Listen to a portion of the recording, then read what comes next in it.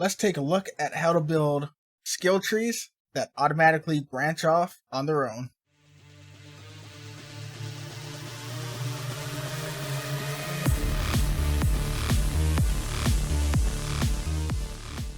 Alright, so how are we going to build the skill tree system? Well, all we need for the skill tree is I just have a control node at the root of this for my skill tree. And I am using a color rect for my background here.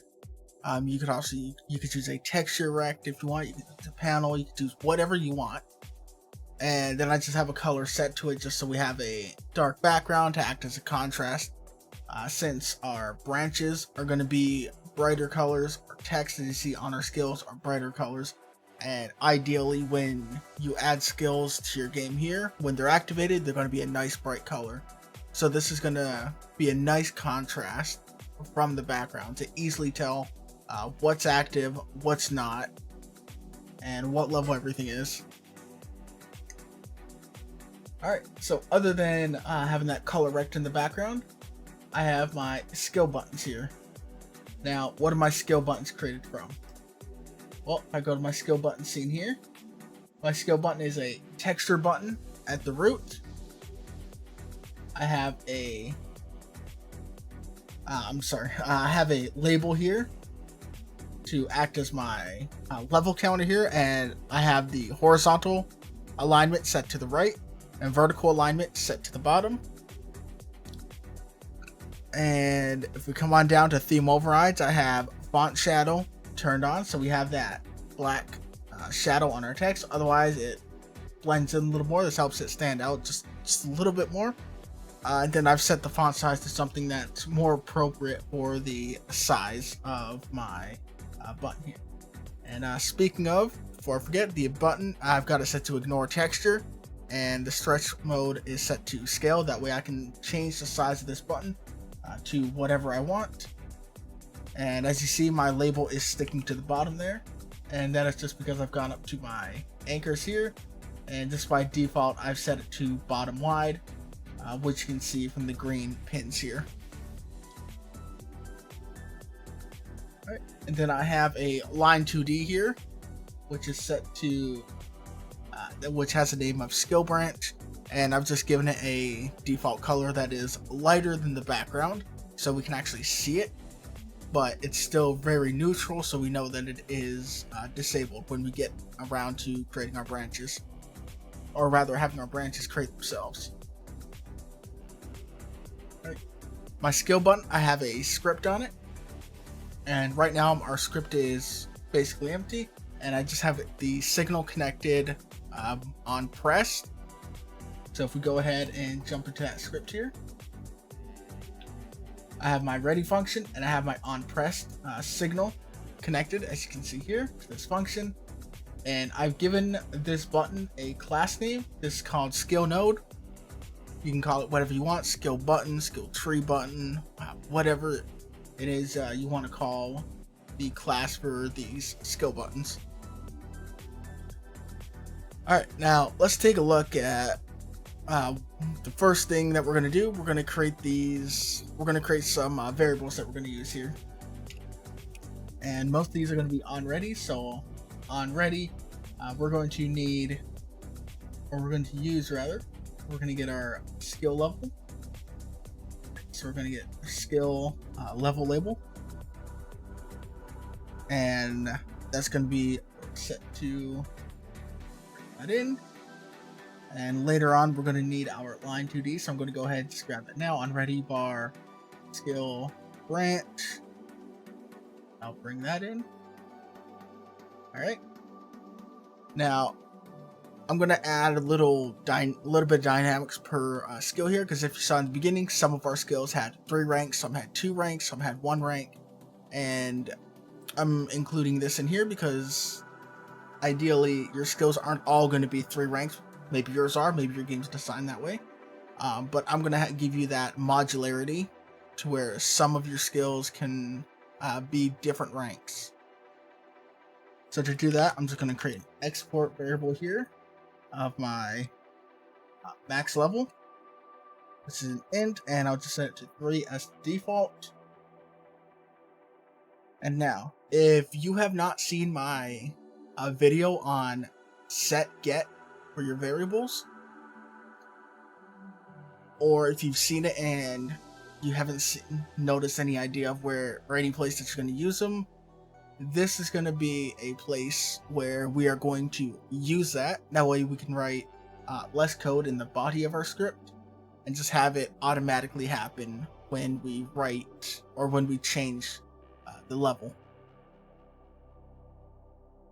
All right, and all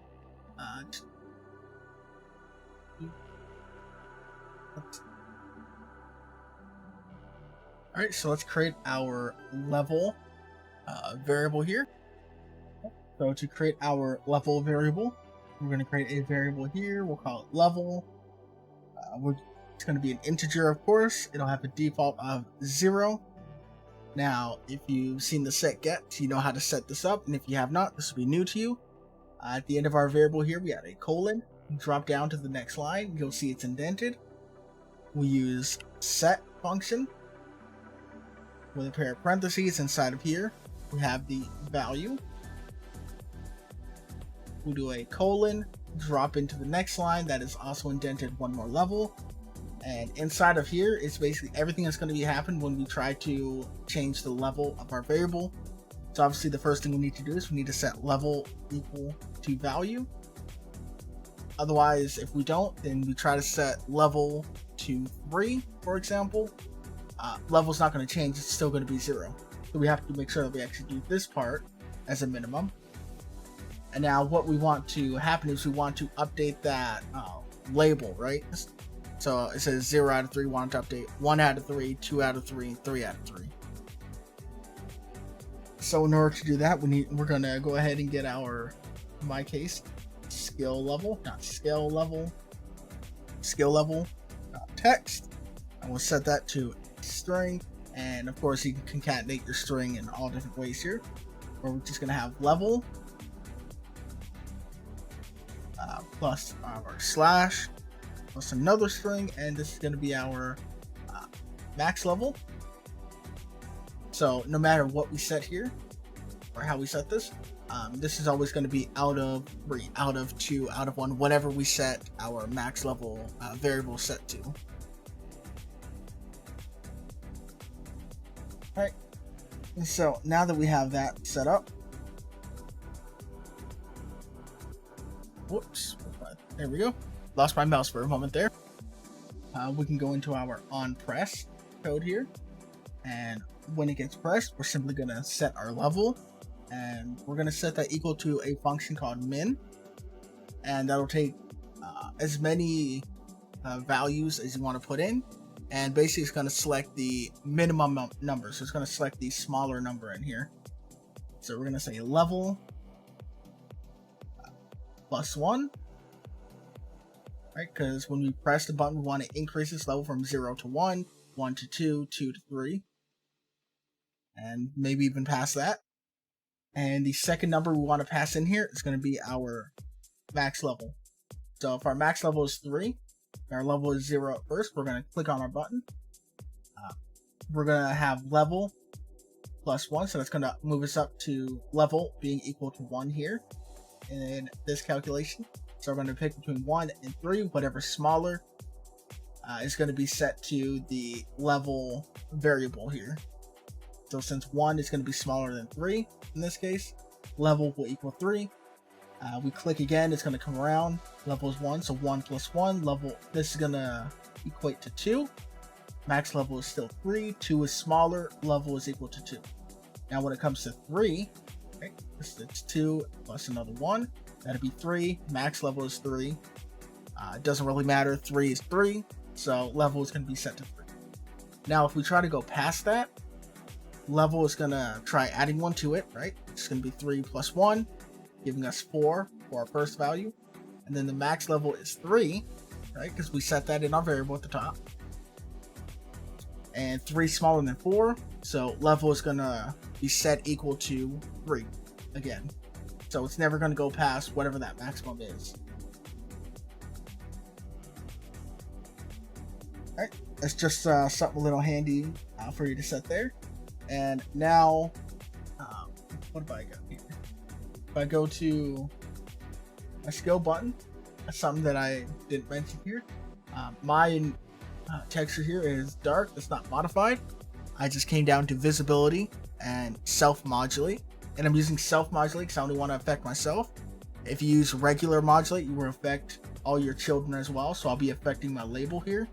And I don't want that. So we use self-modulate to only affect our texture button. And I've just darkened that is all.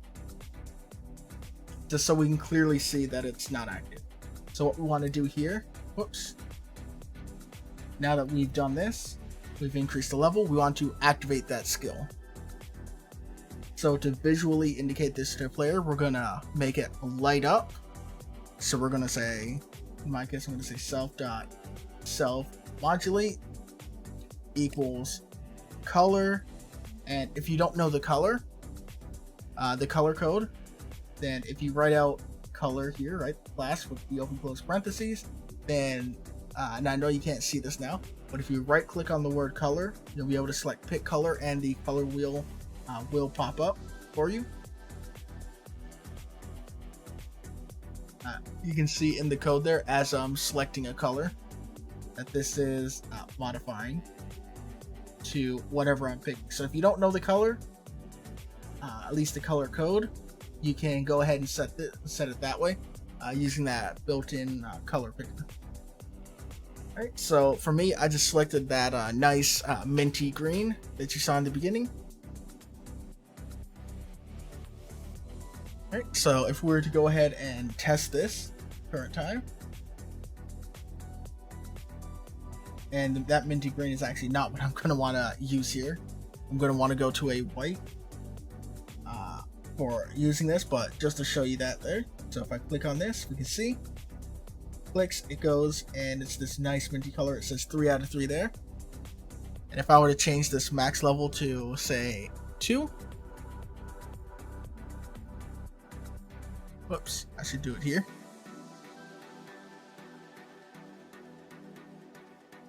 Right, and I take a look.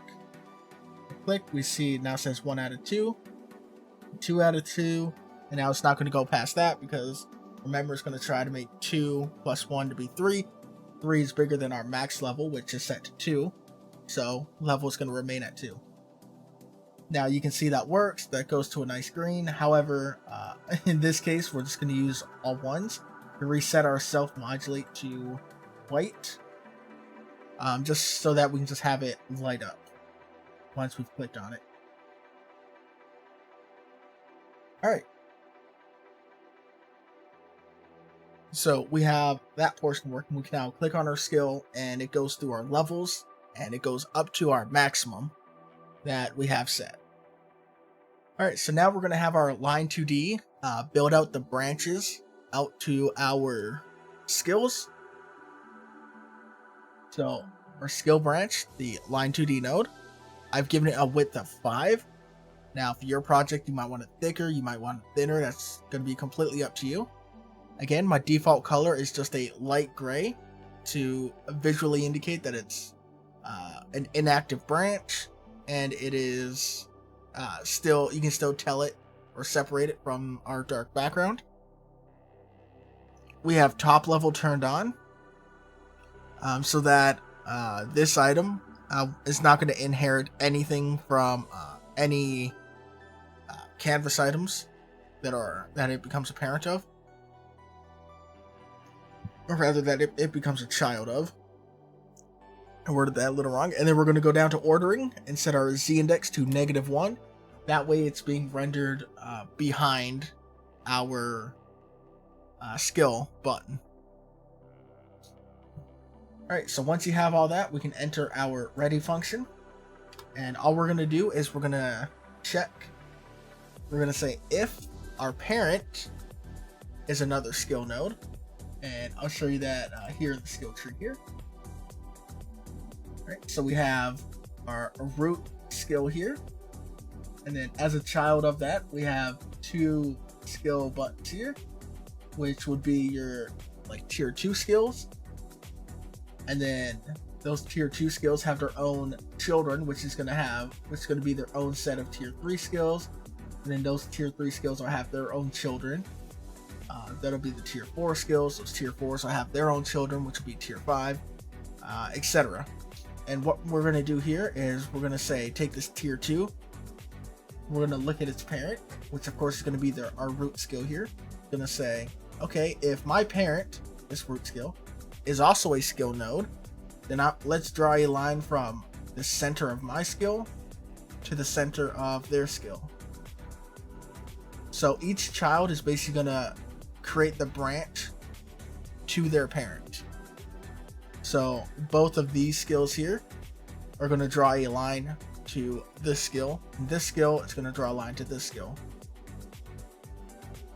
Right? So that's the idea of how that's going to work.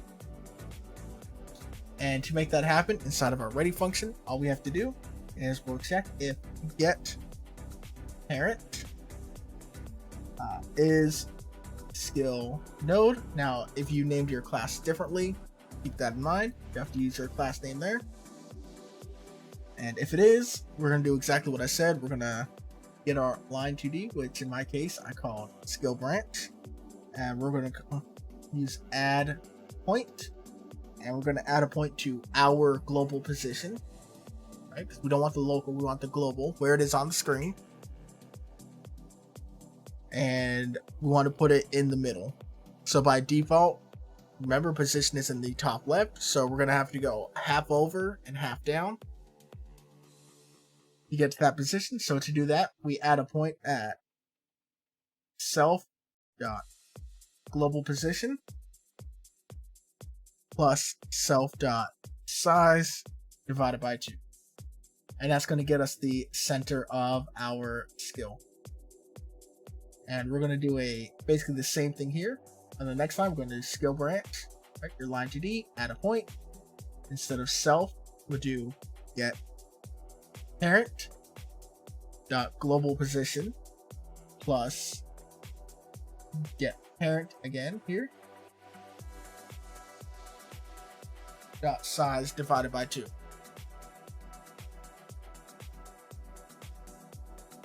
Alright, so if we were to take a look at that here on our little tree here, we go ahead and run that and take a look. We can see all these branches being built out automatically for us. Now this is great because if we ever want to say move this tier 3 over, or right, we can move that position over and we can move this position over. We can put these wherever we want. It doesn't matter. And whenever we run it, that tree is going to automatically be built out for us. So all we have to do is just make sure we have our child and parent system set up properly for the tiers. And the branches will automatically be built for us. And we don't have to worry about that. Now, as you have this, we have these buttons all set up. We can click them, right? They go up to their max. Well, in your case, you'll be able to click on your skills in any order. And that's not exactly what we want.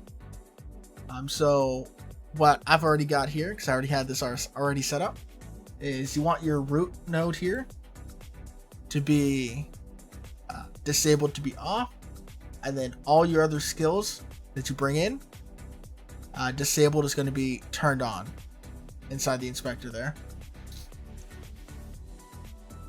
Alright, so that's going to solve an issue that we could have here, or that we will have here, and I'll show you that here if I just undisable that.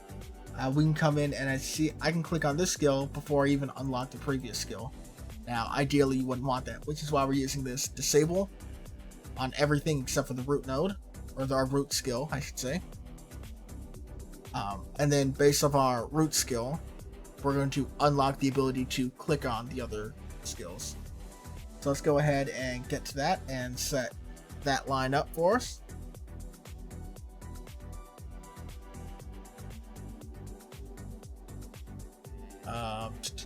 Lost my mouse there for a moment.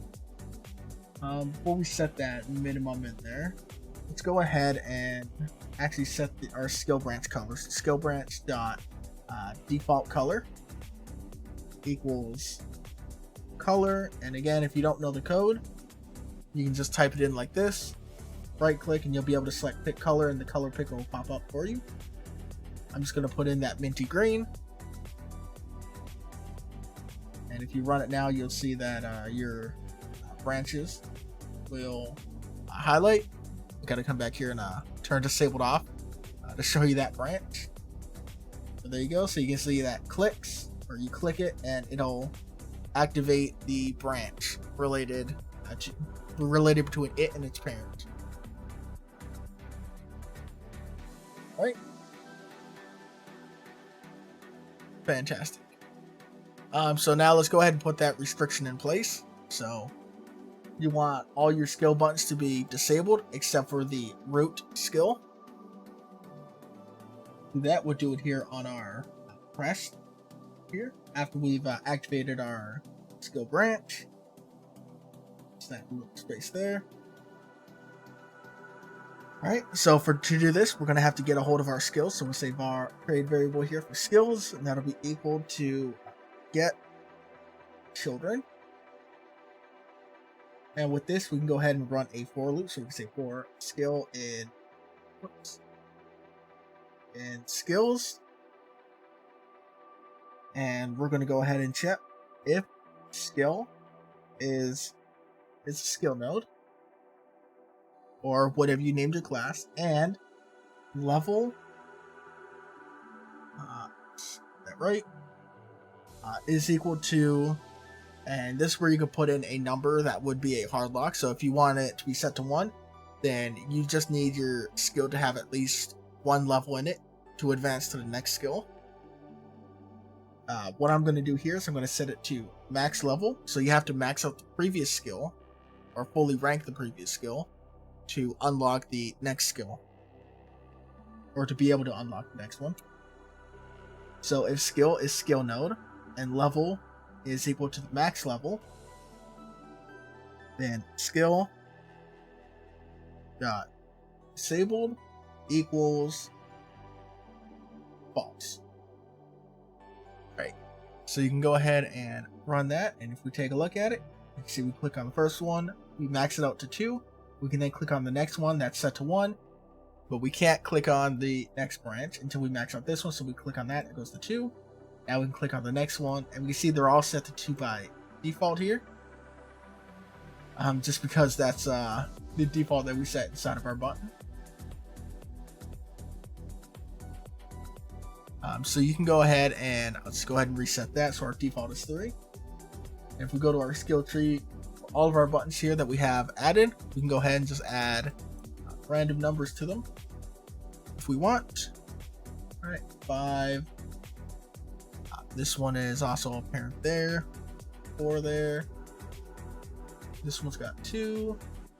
This one will have 3. That's fine. And then this final one will have 5. All right, so I set a bunch of those in. And you'll see one issue here is they all say 0 out of 3, even though they're all completely different, until we click on them. So all we have to do to fix that is just in our ready function to copy this out of our level variable. So we have our skill level.text, and we set it to our string of level over max level. And there you go. So as you see, we can't click on any of these. We have to click on our first skill all 3 times, level that up. And then we can click on the following skills, level those up completely. Otherwise, we can't click on the next ones. And there you go. Now all you need to add is skill points, if you want to put that in there. And keep track of that, and then subtract a skill point every time you press our on press button here. That's an example. And based on those skill points, if you don't have enough points, you cannot click on a button, and it would be as simple as that. Right, so if you had some kind of skill point system in play here, so for example, we'll say that I have 5 skill points. Then on press, you would just check if skill points are greater than 0, and ideally you wouldn't have the skill points here. You'd have the skill points, say, on the skill tree itself. That would keep track of something like that. or maybe you have a global script that's tracking that. So you wouldn't actually put this on the skill. This is just an example. And the reason why I'm using static here in this example is so that they all share this number. All my skills are sharing this number. So we'll say I have 5 skill points. Then on press, we say if skill points are greater than 0, then we can try to advance our level in our skill. And of course, subtract 1 from our skill point. So you see, if we go in, we take a look. We have 3 here. So 1, 2, 3. In my printed console, I'm down to 2 skill points left. So I'll go 1, 2. And then if I try to click on this next one, I cannot activate it. Alright, so that's an idea of how you would use or simply add something like skill points into this. So as you see, it wouldn't be that difficult to add a skill point feature into this code. And as for activating your skills on your player, that's going to be project dependent. I can't really help you any further than that. But as an example, if you have say everything built into the player, then you can just have a check whether or not the skill is activated or unlocked. Yes or no, and if yes, use your skill. If not, just return or pass, right? So let's say I hit the dash button on my player. If dash is unlocked, then true, right? So if dash is unlocked, perform the dash action, else we can just call return, right, and do nothing or pass. And one idea for that is you could just have a variable in here for whether or not it's unlocked, and maybe your skill button names here, or I don't know, maybe have some kind of skill ID system going on, or true false going on or something. I don't know. It's going to be very project dependent on what you have already. But alright, there you go. Before I ramble on more, there's how we can quickly and easily set up a simple skill tree, and all the branches are going to build themselves.